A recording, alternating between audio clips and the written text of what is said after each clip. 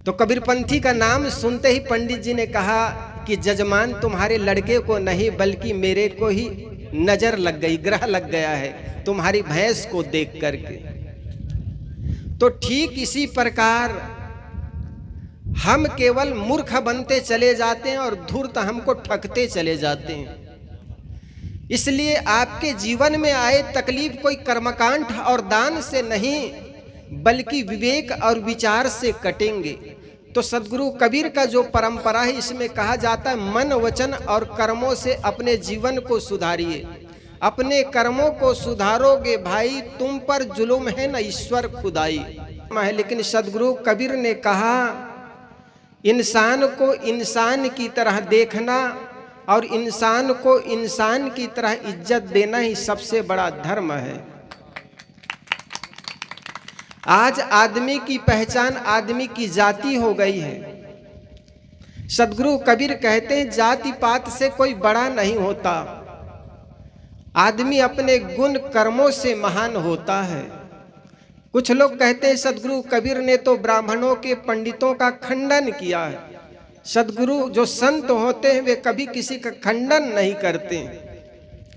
सद्गुरु कबीर ने देखा ये समाज जिसको हम ब्राह्मण कहते हैं पंडित कहते हैं वे देश को सही दिशा देता है, और वही समाज जब गलत दिशा में चलने लग जाए, जैसा इस मंच पर बैठकर एक संत, मैं अभी आप लोगों को प्रवचन दे रहा हूँ, शाम को जाकर के किसी ठेका में मिल जाऊं तो आप जूता निकाल के मेरे सिर पर मारेंगे।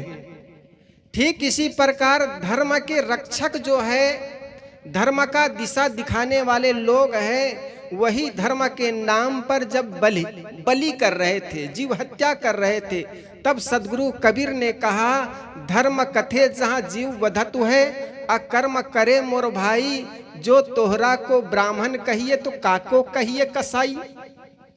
साहब ने कहा रे भले आदमी, जिस जगह पर बैठ करके तुम्हें धर्म की कथा करनी चाहिए, धर्म का ज्ञान बांटना चाहिए, वहीं पर तुम बलि चढ़ा रहे हो। और कौन से ऐसे भगवान हैं जो कि तुम्हारे बलि, किसी प्राणी की बलि चढ़ा लेने से वे खुश हो जाएंगे। लेकिन आदमी अपने जिह्वा के स्वार्थ के वशीभूत होकर के भगवान का आड़ लेकर के मांस पीता है, मदिरा पीता है। देखो हकीकत में तो यह है कि पूरी दुनिया में ये कहा जाता है भगवान ने इंसान को बनाया है, ऐसा कहते हैं ना जी। लेकिन हकीकत यह है कि हर इंसान ने अपने अनुसार भगवान को बनाया है, और यही कारण है कि शराब पीने वाले का भगवान शराबी होते हैं, मांस खाने वाले का भगवान मांस खा रहे हैं, आज मांस चढ़ाए जा रहे हैं। तो इंसान जैसा होता है वैसे अपने भगवान को बना लेता है। इसलिए मेरे मित्रों, आज हम मंदिर बनाते हैं, लेकिन मंदिर में जाकर के आपको भगवान का दर्शन नहीं हो सकता है जब तक अपने घर में रहे माँ बाप के साथ सुंदर बर्ताव न कर लो। आज कुछ दिन पहले अयोध्या के राम मंदिर में चोरियां हो गई 7 लाख रुपए की। जरा सोचो, 7 करोड़ की। अगर राम मंदिर में भगवान होते क्या पैसे की चोरी हो पाती? कुछ वर्ष पहले बद्रीनाथ केदारनाथ में 140 करोड़ सोने की चोरी हो गई। बॉम्बे के सेठ ने दान कर दिया था, उस मूर्ति में पतरा चढ़ा दिया था, वो सोने का पीतल हो गया था। जरा सोचो, अगर मंदिर में भगवान होते तो क्या चोरियां होती? और हम मुगलों को गाली देते हैं, सोमनाथ के मंदिर को चोरी करने वाले, लूटने वाले वो गजनी को याद गालियां देते हैं। आज कौन गजनी आया, आज कौन मुसलमान आया जो चोरियां की? जरा सोचो तो। ये देश के कुछ गद्दार हैं जो ईश्वर के नाम पर, भगवान के नाम पर अपनी झोली भरते चले जाते हैं। तो ईश्वर के आड़ लेकर के, ईश्वर के आड़ लेकर अपने स्वार्थ की सिद्धि करने वाले लोगों ने अपने को धार्मिक मान लिया। हमारे देश में साहित्यिक जगत में 2 धाराएं भी, एक ब्राह्मण धारा और दूसरा जिसको बुद्ध और महावीर जिस परंपरा को चलाए, जिसको श्रमण धारा कहते हैं। ब्राह्मण और श्रमण ब्राह्मण का मतलब ये मत समझना ब्राह्मण कोई जाति से, एक परंपरा थी, एक धारा थी। ब्राह्मण परंपरा में माना गया कि कर्मकांड करने से जीवन के सारी समस्याएं दूर हो जाती, लेकिन श्रमण परंपरा में कहा गया जीवन में समस्याएं आती है उसके मन, वचन और कर्म कारण होते हैं। और जिस व्यक्ति के सुधार मन, वचन और कर्मों से हो जाता है उसके जीवन में सुख की कमी नहीं रह सकती, कभी जीवन में दुख आ नहीं सकता। लेकिन हमने कर्मकांड को अंगीकार किया। कहीं ने कहा आपके घर में जी आए दिन कुछ ना कुछ घटती ही रहती है, तो ऐसा लगता है कोई शनि कोई केतु पड़ गए हैं, कोई अमंगल की छाया, कोई शनि ग्रह की छाया पड़ गई है। पंडित बताते हम मानते चले जाते, फिर वो कर्मकांड बताते, अमुक कर्मकांड कर लो, यज्ञ होम हवन कर लो, फिर ठीक हो जाएगा। बताओ यहाँ से 1000 किलोमीटर दूर शनि ग्रह किसी पर लगेगा तो आदमी का कुचुम्बर निकल जाएगा। कोई छोटे मोटे गेंद है क्या शनि ग्रह? लेकिन वो बताते हैं हम मानते चले जाते हैं। एक कहानी सुनाऊं, शायद आपको बात समझ में आ जाए। ये ग्वाला था, उनके एक भैंस थी और वो भैंस 10 लीटर दूध देती। उस भैंस को देखकर एक पंडित जी के नियत खराब हो गई। उन्होंने देखा सुबह दूध के लिए, एक कप चाय के लिए मुझे 10 घर जाना पड़ता है, और ये ग्वाला के कार एक ही भैंस है, वो भी 10 लीटर दूध देती, और किसी भांति ये भैंस मेरे घर आ जाए तो 10 जगह जाने की जरूरत नहीं पड़ेगी। तो उन्होंने चालाकी से काम लिया। आदमी चालाक होता है ना, अपना काम बना लेता। पूरी दुनिया के सबसे बड़ा एक दार्शनिक हुए, उन्होंने कहा था जब तक इस धरती तल पर चालाक रहेंगे, मूर्ख रहेंगे, चालाक कभी भूखे नहीं मरेंगे। उन्होंने कहा था जब तक इस धरती तल पर मूर्ख रहेंगे, चालाक कभी भूखे नहीं मरेंगे। और मूर्ख और आकाश अनंत है, इसलिए चालाक लोग कभी भूखे मरने वाले नहीं हैं।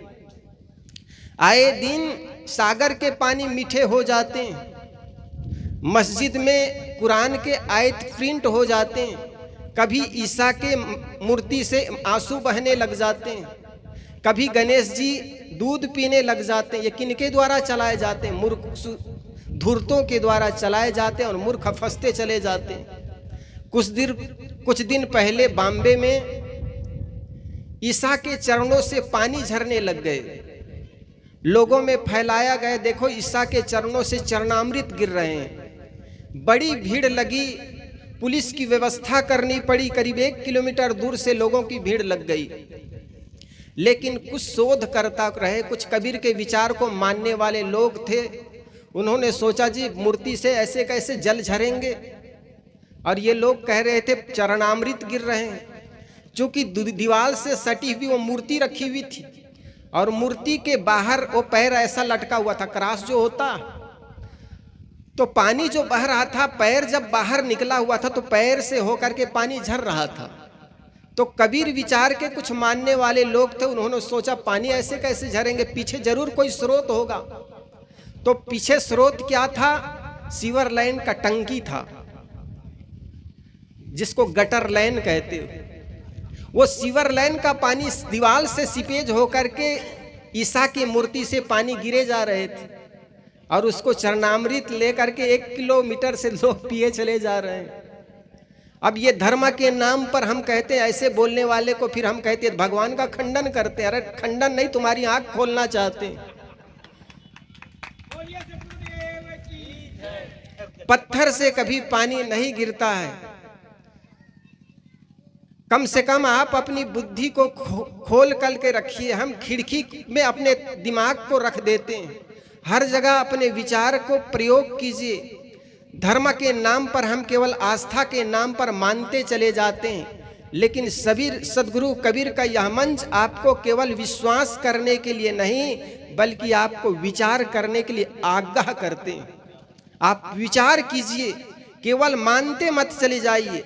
आप श्रीमद् भागवत में जाते हैं, रामायण में जाते हैं, वहां पर कहा जाता है मानिए, लेकिन सदगुरु कबीर का यह मंच कहते हैं आप पहले जानिए।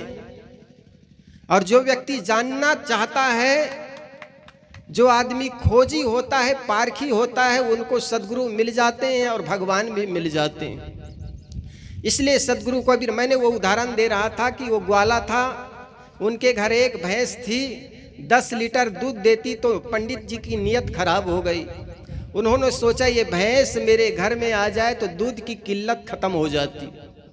तो उन्होंने जो सोचा युक्ति से कि ये भैंस मिले तो मिले कैसे, तो सोचा उनका एक ही लड़का था, अगर ग्रह लगा दूं, बता दूं, तो ये ग्रह के लिए कुछ भी करने के लिए तैयार हो जाएगा। क्योंकि एक लड़का हो, संपत्ति बहुत अधिक हो, तो कुछ भी करने के लिए आदमी तैयार हो जाता।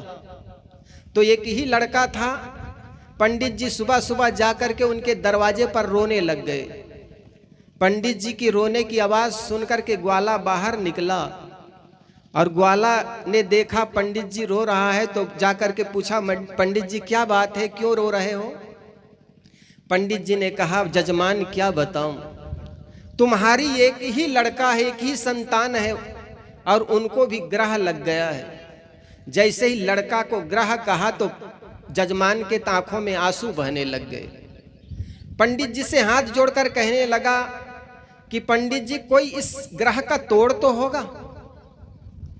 तो पंडित जी ने कहा, हाँ तोड़ तो है। हमारे शास्त्रों में लिखा हुआ है, कोई व्यक्ति अगर काला चीज का दान कर दे तो उनके जीवन के सारे ग्रह टूट जाते हैं, कट जाते हैं। तो जजमान ने सोचा काला चीज का दान करूं। तो उनका एक मित्र था पंडित जी, वो मास्टर जी, वो कबीरपंथी था। उनके पास गए, कहने लगा कि मेरे मित्र मास्टर जी, बड़े सौभाग्य से आज मेरे दरवाजे पर पंडित जी आए, रो रहे थे। वो कह रहा था कि आपके लड़के को ग्रह लग गया है और तोड़ बताया है कि कोई काला चीज का दान कर दो। तो काला चीज बताइए, क्या दान करूं? तो कबीरपंथी होने से उन्होंने विचार किया, यार पंडित को दान कर लेने से लड़के का ग्रह कैसे कट जाएगा। फिर भी सोचा, अगर मैं इसको मना कर दूं और शायद लड़के इत्तेफाक से मर जाए तो सारे बद्दी मेरे जीवन पर आ जाएगा। तो उन्होंने युक्ति से काम किया कि काला चीज दान करना है ना, तो ऐसे करो, काला रिबन ले आओ दुकान से और दान कर दो। पंडित जी की दृष्टि तो भैंस पर थी, काली भैंस थी। उन्होंने कहा काला रिबन ला करके दान कर दो। तो गया ग्वाला, काला रिबन लाया और पंडित जी के पास कहा, पंडित जी लीजिए दान और काटिए ग्रह। जैसे ही काला रिबन को देखा पंडित जी, तो उनकी आंखें तो खुली की खुली रह गई। उन्होंने सोचा, यार मैं नंबरी, तो ये 10 नंबर ही निकला।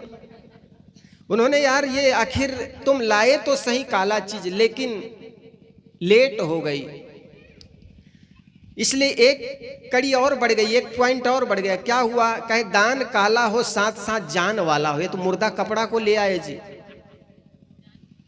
वो जान वाला भी हो। अच्छा, गया फिर मास्टर के पास, मास्टर जी एक कड़ी और बढ़ गई। क्या हुआ? कहे दान काला हो साथ साथ जान वाला हो। उन्होंने कहा, अरे जान वाला तो एक सपेरा आया, अभी गया है घर से, उनके पास काला नाग है, ले जा दान कर ले और बेटा को मुक्त कर रहा। वो गया काला नाग ले करके हर पंडित जी के पास रखा, सरकार लीजिए दान और काटिए ग्रह। और जैसे ढक्कन खोला तो काला नाग था। काला नाग ने जैसे फुक्कार मारा तो पंडित जी माथा पकड़ के सोचने लगा, अरे ये क्या हो रहा है। फिर उन्होंने बात बनाते हुए कहा कि जजमान एक पॉइंट और बढ़ गए। कहे सरकार क्या हुआ कि तुम लाने में लेट कर जाते हो, इसलिए एक पॉइंट और बढ़ गए। क्या हुआ? उन्हें कहा दान काला हो, जान वाला, साथ साथ 4 पैर वाला हो। अब 4 पैर वाला मतलब भैंस वाला।